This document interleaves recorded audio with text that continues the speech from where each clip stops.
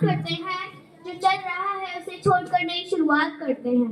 आओ चलकर आगाज करते हैं, जो चल रहा है उसे छोड़कर नई शुरुआत करते हैं। आजादी की लड़ाइयाँ तो बहुत लड़ी हमने, आओ आज शहीद यानी कौमी पर कुछ बात करते हैं। मोहतरम सामीन, अस्सलाम वालेकुम। हमारा भारत देश जिसके शुमार में हिमालय और जो समंदर है, और हम सभी इस देश में रहने वाले भारतीय हैं। मैं समानी राबिया ज़हीरुल्लाह जमात चाहरुम से पैट्रियटिज्म हुब्बुल वतनी इस उन्वान पर अपने चंद ख्यालात पेश करना चाहती हूँ। पैट्रियटिज्म हुब्बुल वतनी आखिर क्या है? महाराज आधी लगत कोंडानाचा मग माझा रायवाचा।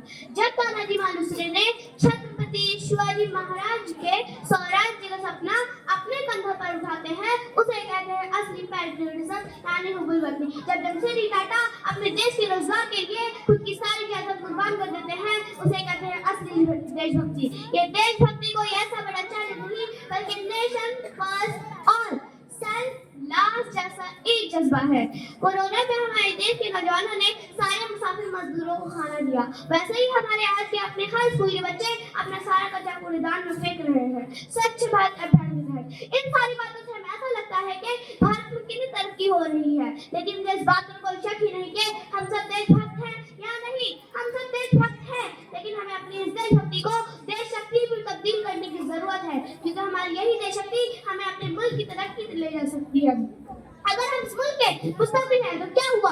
हमें आजादी की लड़ाई में अपनी शिरकत देने का मौका नहीं मिला तो क्या हुआ?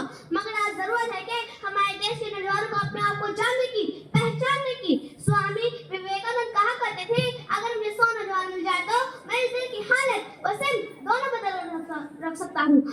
अगर हम सब मिल जाए तो बहुत है, फिर हम पर कोई मुश्किल नहीं आ सकती। बस जरूरत है कि हमारे देश के नौजवानों को अपने आप को जानने की, पहचानने की कि वो क्या क्या कर सकते हैं। तकनीक जानने वाले नौजवान अब्दुल कलाम बने, एनआईटी और आईआईटी से पढ़ने वाले तालिबे इल्म नासा के लिए नहीं बल्कि इसरो के लिए काम करें। हमारे देश के नौजवान क्रिकेट, कबड्डी, फुटबॉल जैसे खेल खेले तो किसी गैर मुल्क के लिए नहीं बल्कि भारत के लिए खेले। कोई सोने का मेडल जीते तो भारत के लिए जीते। हर देहात को गांव का एक एक नौजवान आगे आए और नीरज चोपड़ा की तरह भाला फेंके।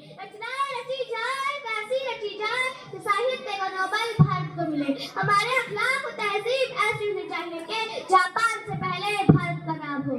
जो नौजवान दौड़ सकता है वो दौड़े, जो चल सकता है वो चले, और जो रह सकता है वो रहेंगे। हर नौजवान की जिम्मेदारी है कि वो भारत की तरक्की में अहम किरदार अदा करें। हम बच्चे आज छोटे हैं, कल इस मुल्क के मुस्तकबिल हैं। हम ही वो जवान हैं जो चारों सुनकर की रहनुमाई रखने की सलाहियत रखते हैं। जी हाँ मेरे साथियों, हम ही वो जवान हैं जो आने वाले भारत के मुस्तकबिल के लिए डॉक्टर, इंजीनियर, खिलाड़ी, अफसर, नेता बनकर इस राष्ट्र का निर्माण करेंगे। ये जरूरी नहीं कि हमारे देश का नौजवान भगत सिंह की तरह फांसी पर ही चढ़े, चांद मंगल पर भी चढ़ सकता है।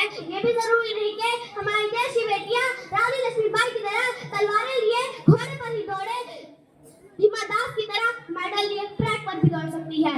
भारत के मुस्तकबिल होने की वजह से ये बहुत जरूरी बात है कि हमको तालीम के मैदान में खूब तरक्की करना है और भारत की तरक्की में अहम किरदार अदा करना है। आखिर में बस इतना ही कहना चाहूंगी, किनारों पर खड़े समुंदर पार होते नहीं, किनारों पर खड़े समुंदर पार होते नहीं, आसमां को देखने चांद तारे हासिल होते नहीं। तोड़ो अपनी हदों को और खुद को काबिल करो, तोड़ो अपनी हदों को और खुद को काबिल करो, ताकत दो अपने पंखों को एक उड़ान और भरो। जय हिंद।